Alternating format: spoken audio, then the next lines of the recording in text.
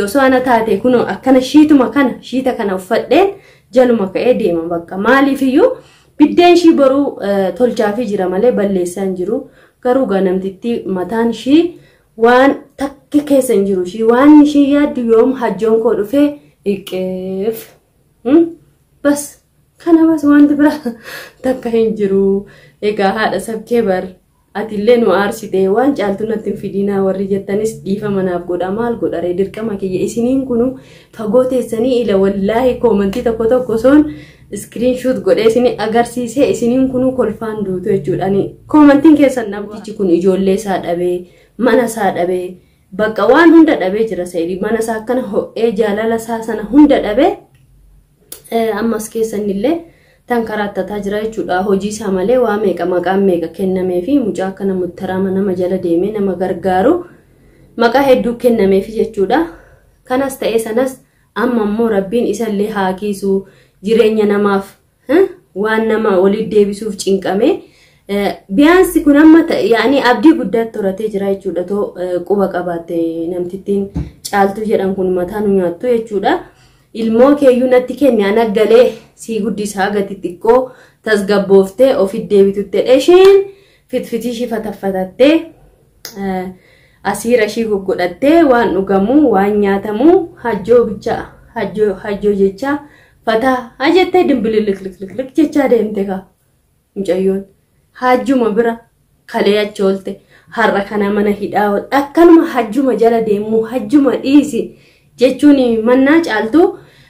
haada kun agartanii haada ifaa kana qunciftanii qabadhu du'oo yettanii wayyo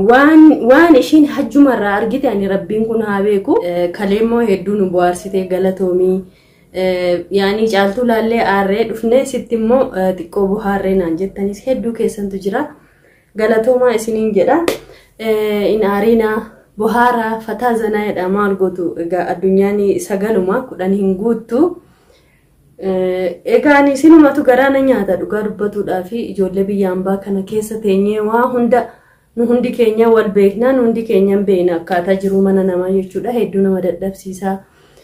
gizee intarneetallee fayyadamuun feeneetu jira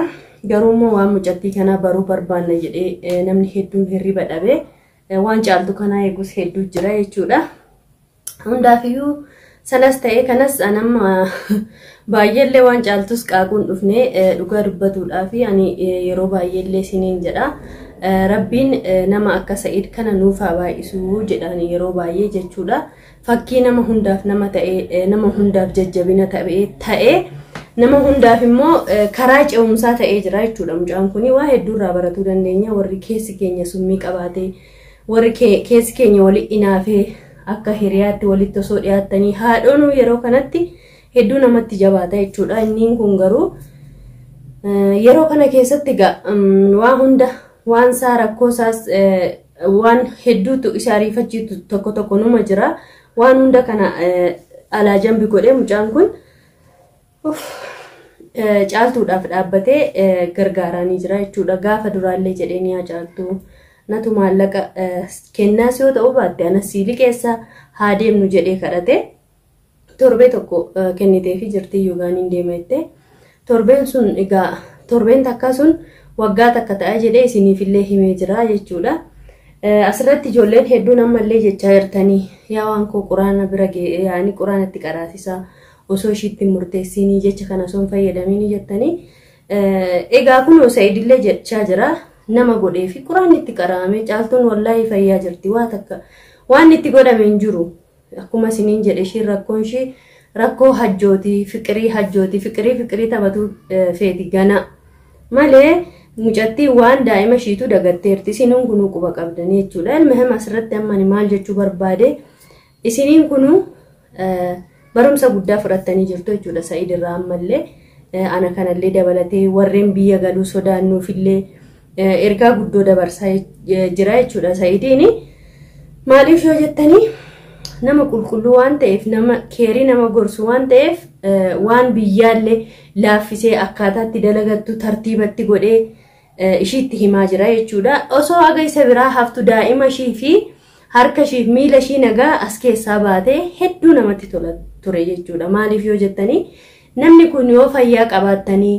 yoo waa takka tartiibatti godhatanii yoo waa tokko sirreeffatu hin danda'in nama waa beeku jala deemtanii waa sirreeffatu kunu carraa argachuudha jechuudha. Sayid argachuun shiyyuu caaltuun carraa guddoo qabdi jechuudha. Namoonni hedduun yeroo kanatti hin beektu ijoolleen mudannoo akkasiillee qabdaniin dhabamtu jedhee hin yaadu.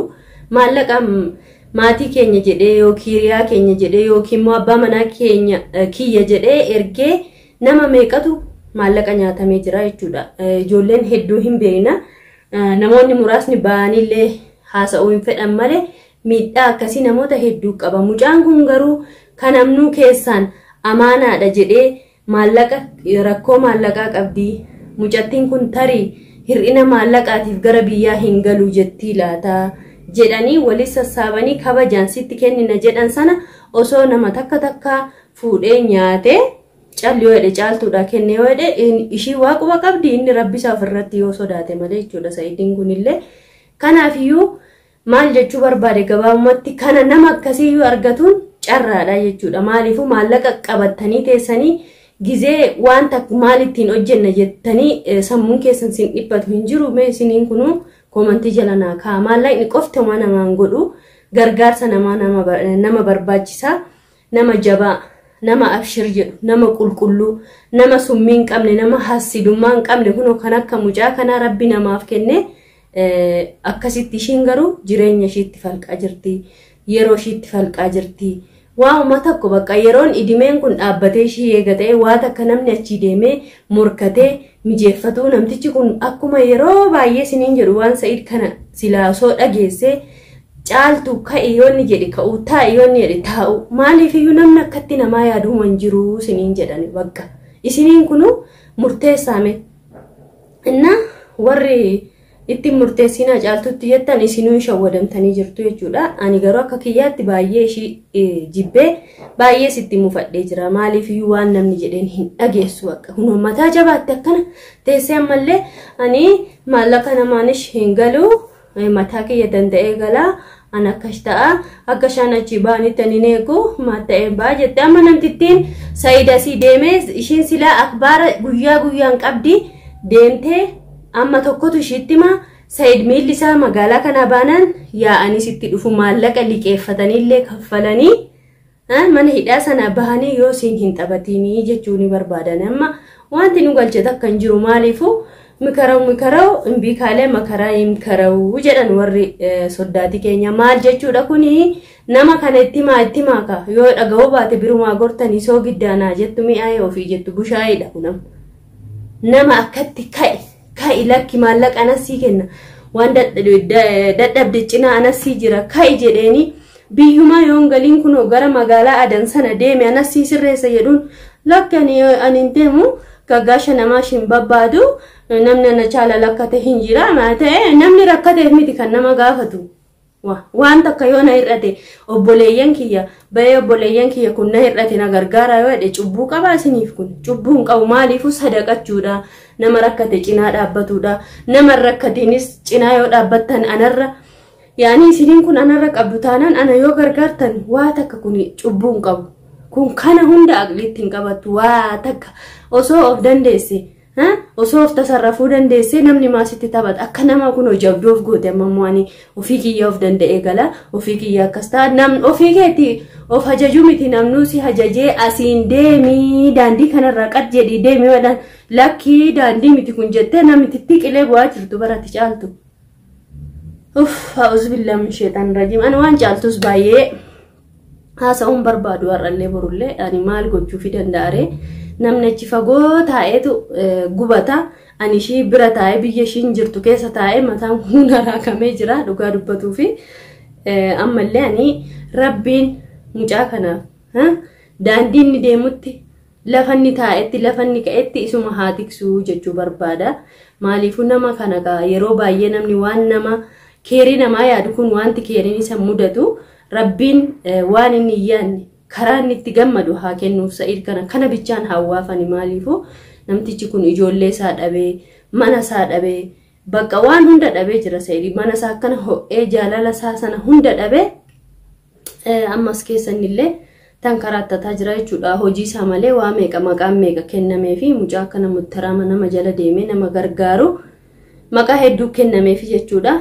Kanas ta'ee sanas amma immoo rabbiin isallee haa kiisu jireenya namaaf waan nama walitti deebisuuf cinqame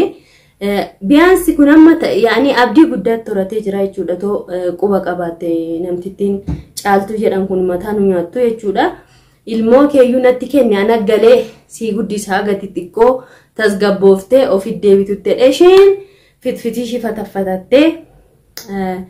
asiira ishii goggodhattee waan dhugamu waan nyaatamu hajjoo bicha hajjoo jecha fataa hajettee dimbililik jecha deemte ka mucayyoon hajjuma bira kalee achoolte har'a kana mana hidhaa akkanuma hajjuma jala deemu hajjuma dhiisi jechuun mannaa caaltuu haada kun agartanii haada ifaa kana qunciftanii qabadhu duu yoo jettanii wayyo waan ishiin hajjuma irraa argite ani rabbiin kun haa beeku. Egaa namni gizee tokko waa baay'ee jedha. Yaa ka jalqabaashis ta'uu danda'a ta'a yookiin immoo ani hin beeku ani waan inni godheeni Allahu alam waan hin argin qaaquun xiqqoo ni ulfaata. Ani garuu koo wanti caaltu kana xiqqoo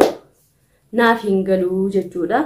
Kanas ta'ee sanas sini irra deddeebi'aati sayidoo king jedha du'aayi godhaa fi bakka inni deemutti rabbiin waan inni yaanne waan keerii waan gammachuu waan ilmaa jedhee sinitti maree rabbi haa godhuuf jedhaati du'aayi godhaa fi nama akkasii nama qulqulluu akkasii nutti haa qabu nullee warri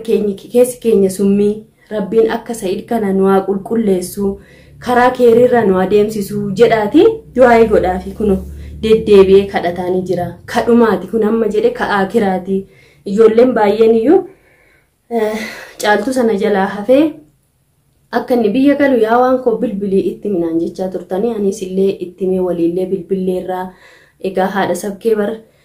gaaffiin kiyya ka har'a caaltuu kana gaafadhu kadhumaati ka guyyaadhumaa ishii gaafadha. Maaliif iyyuu ani obboleettii qabaa ijoollee durbaa qabaa garaa itti jabaattuu hin danda'u ittiin inin aaraa murteessee ka'ee aga karaa deebi'utti ishiidhaaf kan aarsaa kaffalee garuu immoo mee kadhumaa ka'aakira har'a ni gaafadha naan jedhee malee anillee akkasiin jettan sana bilbilee dubbiseenii sayidoo jechuudha. Egaa ana kanaa soona fuudhee deemee jechaa jira sayidii jechuudha. Nama maaliifuu nama hojii si'uma kootu jedhu kana jalumaayyuu hafuu miti osoo ana taate kunoo akkana shiita kana uffadheen jaluma ka'ee deema bakka maaliifiyyuu biddeen shii boruu tolchaafii jira malee balleessaan jiru garuu ganamtitti mataan shii waan takka keessa hin jiru shii waan shii yaaddu yoom hajjoon koo dhufee iqeef bas kana bas wanti bira takka hin jiru. Egaa haadha sabkee bar